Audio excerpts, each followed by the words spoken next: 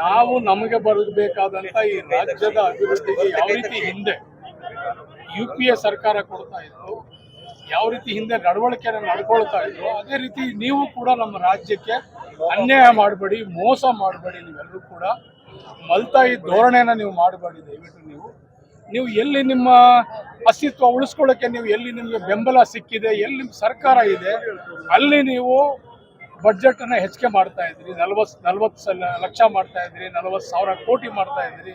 ನಮಗೆ 4 ಲಕ್ಷ 3 ಲಕ್ಷ ಕೊಟ್ರೆ ಯಾವ ರೀತಿ ಅನ್ಯಾಯ ಇದು? ಈ ಅನ್ಯಾಯದ ಬಗ್ಗೆ ನಾವು ಹೋರಾಟ ಮಾಡಬೇಕು ಬೇಡವ ನಾವೆಲ್ಲರೂ ಕೂಡ?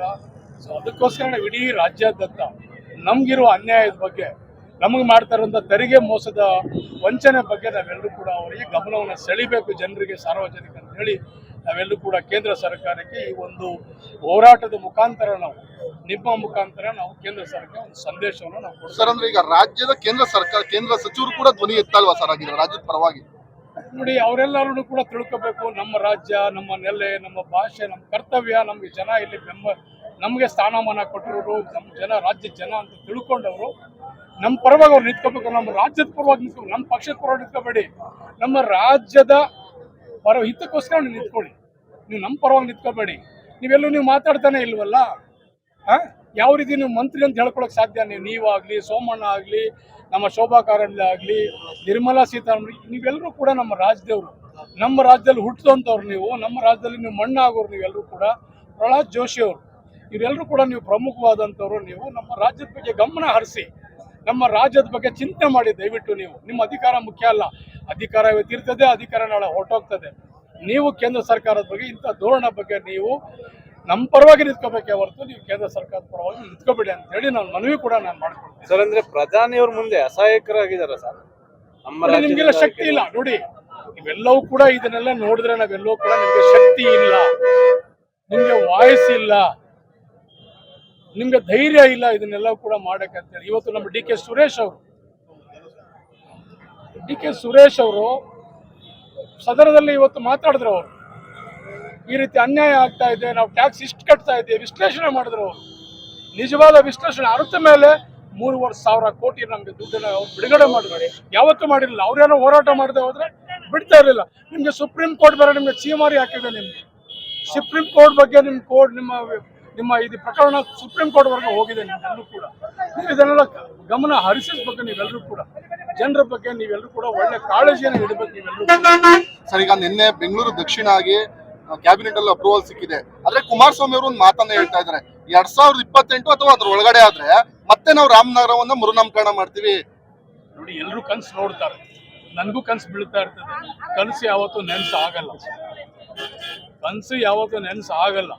ಕನ್ಸು ಕಾಣ್ಬೋದು. ಇವತ್ತು ನೀವ್ ಯಾಕೆಲ್ಲರೂ ಇಲ್ಲಿಂದ ಮಂಡ್ಯ ಹೊಟ್ಟೋಗ್ಬಿಟ್ಟಿದ್ದೀರಿ? ನೀವು ಯಾಕೆ ಮಂಡ್ಯ ಹೊಟ್ಟೋಗ್ಬಿಟ್ಟಿದ್ದೀರಿ? ನೀವು ಮೂಲತಃ ನಮ್ಮ ಜಿಲ್ಲೆಯವರು ಅಲ್ಲ. ನಿಮ್ಗೆ ನಮ್ಮ ಬಗ್ಗೆ ಕಾಳಜಿ ಇಲ್ಲ. ನೀವು ಅಧಿಕಾರಕ್ಕೋಸ್ಕರ ಬಂದಿದ್ದೀರಾ, ಮತಕ್ಕೋಸ್ಕರ ಬಂದಿದ್ದೀರಾ, ಓಟ್ಗೋಸ್ಕರ ಬಂದಿದ್ದೀರಾ, ಎಲ್ಲ ಬೇರೆ ರೀತಿನ ಅನುಭವಿಸಕ್ಕೆ ಬಂದಿದ್ದೀರಾ ಹೊರತು ಜನದ ಹಿತರಕ್ಷಣೆ ಕಾಪಾಡೋಕ್ಕೆ, ಜನರ ಬಗ್ಗೆ ಕಾಳಜಿ ಇಡೋಕ್ಕೆ ನೀವು ಬಂದಿಲ್ಲ. ನಿಮ್ಮ ಸ್ವಾರ್ಥಕ್ಕೋಸ್ಕರ ನೀವೇನೋ ಜಿಲ್ಲೆ ಅಂತ ಕರೆದ್ರಿ. ಜಿಲ್ಲೆ ಅಂದಾದ್ಮೇಲೆ ಜಿಲ್ಲೆಗೆ ಕೊಡುವಂಥ ರೂಪರೇಷೆಯನ್ನು ಕೊಟ್ಟಿದ್ದೀರಾ, ಮೂಲಭೂತ ಸೌಕರ್ಯ ಕೊಟ್ಟಿದ್ದೀರಾ. ಅದ್ರ ಬಗ್ಗೆ ನಮ್ಗೇನೋ ನೀವೆಲ್ಲ ಕಾಳಜಿ ಇಟ್ಕೊಂಡಿದ್ದೀರಾ? ನಮ್ಮ ಬಗ್ಗೆ ಏನಾದ್ರೂ ಇಲ್ವಲ್ಲ. ಜನರ ಬಗ್ಗೆ ಆಗಲಿ, ಸಾಮಾನ್ಯ ಜನರಲ್ಲಿ, ಮಹಿಳೆಯರ ಬಗ್ಗೆ ಆಗಲಿ, ಯಾವುದೇ ಶಿಕ್ಷಣ ಕ್ಷೇತ್ರ ಆಗಲಿ, ಆರೋಗ್ಯದಾಗಲಿ, ಎಲ್ಲ ರೀತಿಯಲ್ಲೂ ಕೂಡ ಯಾವತ್ತೂ ನೀವು ಕಾಳಜಿಯನ್ನು ವಹಿಸಲಿಲ್ಲ. ಯಾಕೆಂದ್ರೆ ನಮ್ಮ ಜಿಲ್ಲೆಯವರು ಅಲ್ಲ ಅಂತೇಳಿ ಇದು ಸಾಕ್ಷಿ. ಇದು ಸಾಕ್ಷ್ಯ ನಿಮ್ದಿದು. ಸೊ ಅದಕ್ಕೋಸ್ಕರ ನಾವು ಮೂಲತಃ ಬೆಂಗಳೂರು ಜಿಲ್ಲೆಯವರು. ಸೊ ನಮಗಿದು ಬೇಕಾಗಿತ್ತು, ಅಭಿವೃದ್ಧಿ ಕಾಣಬೇಕು ನಾವು ಮುಂದಕ್ಕೆ. ಆ ಒಂದು ದೃಷ್ಟಿಯಲ್ಲಿ ಇವತ್ತು ನಾವೆಲ್ಲರೂ ಕೂಡ ಮತ್ತೊಮ್ಮೆ ಮನವಿಯನ್ನು ಮಾಡಿಕೊಂಡಿದ್ವಿ ಮುಖ್ಯಮಂತ್ರಿಯವರಿಗೆ. ನಮ್ಮ ನಾಯಕರಾದಂಥ ಡಿ ಕೆ ಶಿವಕುಮಾರ್ ಅವರ ನೇತೃತ್ವದಲ್ಲಿ ಮನವಿ ಕೊಟ್ಟಾಗ ಈ ಒಂದು ನಿನ್ನೆ ನಡೆದಂಥ ಸಂಪುಟ ಸಭೆಯಲ್ಲಿ ಇದಕ್ಕೆ ಅವರು ಆಶೀರ್ವಾದವನ್ನು ಮಾಡಿದ್ದಾರೆ. ಇದನ್ನು ಬೆಂಗಳೂರು ದಕ್ಷಿಣ ಅಂತ ಘೋಷಣೆ ಮಾಡಿದ್ದಾರೆ. ಇದಾದ್ಮೇಲೆ ನಾವೆಲ್ಲರೂ ಕೂಡ ಯಾವ ರೀತಿ ಇದನ್ನು ಬೆಳೆಸಬೇಕು, ಅಭಿವೃದ್ಧಿ ಪಡಿಸಬೇಕು, ಯಾವ ರೀತಿ ನಾವು ಕಾಳಜಿ ವಹಿಸಬೇಕು ಅಂತೇಳಿ ನಾವು ಹಂತವಾಗಿ ನಮ್ಮ ಜಿಲ್ಲೆ ಬಗ್ಗೆ ನಾನು, ಡಿ ಕೆ ಸುರೇಶ್ ಅವರು, ಶಿವಕುಮಾರ್ ಸಾಹೇಬರು, ಲಿಂಗಪ್ಪನವರು, ಅಶ್ವಥ್ ಅವರು, ಇಲ್ಲಿ ಯಾರೆಲ್ಲ ಹೋರಾಟ ಮಾಡ್ತಾ ಇದ್ದೀವಿ, ಸರ್ ಈಗ ಅಂದ್ರೆ ಬಾಲಕೃಷ್ಣ ಅವರು, ಎಲ್ಲರೂ ಕೂಡ ಮೂಲತಃ ಈ ಜಿಲ್ಲೆಯವರು. ನಾವೆಲ್ಲ ಇಲ್ಲೇ ಮಣ್ಣು ಆಗೋರು. ನಮಗೆ ಕಷ್ಟ ಸುಖ ನಾಡಿ ಮಿಡಿತ ನಮ್ಮ ಜನದೆಲ್ಲ ಗೊತ್ತಿದೆ, ನಾವು ಮಾಡ್ತೀವಿ. ಈಗ ಹೊಸ ಸರ್ಕಾರಗಳು ಬಂದಂತ ಸಂದರ್ಭದಲ್ಲಿ ಈ ರೀತಿ ಹೆಸರು ಬದಲಾವಣೆ ಮಾಡ್ತೀವಿ ಅಂತ ಹೇಳ್ತಾ ಇದ್ರೆ ಜನಸಾಮಾನ್ಯರು ಏನಾಗಬೇಕು ಅಂತ ಹೇಳಿ ಸರ್?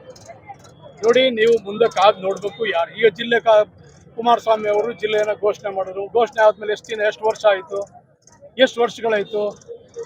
ಇದರ ಹಿಂದೆ ಏನೆಲ್ಲ ಇವ್ರು ಮಾಡಿದ್ರು, ಇವರೆಲ್ಲರೂ ಕೂಡ ಮಾಡಬೇಕಾದ್ರೆ ಕಾರಣ ಏನು? ಕಾರಣ ಮಾಡಿದ್ಮೇಲೆ ಏನಾರ ಒಂದು ಅದಕ್ಕೆ ಒಂದು ನಾಂದಿ ಹಾಡಬೇಕಲ್ಲ, ಅದಕ್ಕೊಂದು ಮಂಗಳ ಹಾಡಬೇಕಲ್ಲ, ಏನು ಇಲ್ವಲ್ಲ. ಸೊ ಈಗ ನಾವು ಮಾಡ್ತೀವಿ ನೋಡಿ, ಅಧಿಕಾರ ಇದೆ, ಸರ್ಕಾರ ಇದೆ, ನಾವೆಲ್ಲರೂ ಕೂಡ ಈ ಜಿಲ್ಲೆ ಮಕ್ಕಳು, ನಮಗೆ ಕಾಳಜಿ ಇದೆ, ನಮಗೆ ರೈತರ ಹಿತಾಸಕ್ತಿ ಕಾಯಬೇಕು, ಮಹಿಳೆಯರದು ಮಕ್ಕಳದು ಈ ಜಿಲ್ಲೆದು ಅಂತ ಹೇಳಿ ನಮ್ಗೆ ಕಾಳಜಿ ಇದೆ, ನಾವು ಮಾಡ್ತೀವಿ. Okay sir, thank you sir. BJP ಕೇಂದ್ರ ಸರ್ಕಾರಕ್ಕೆ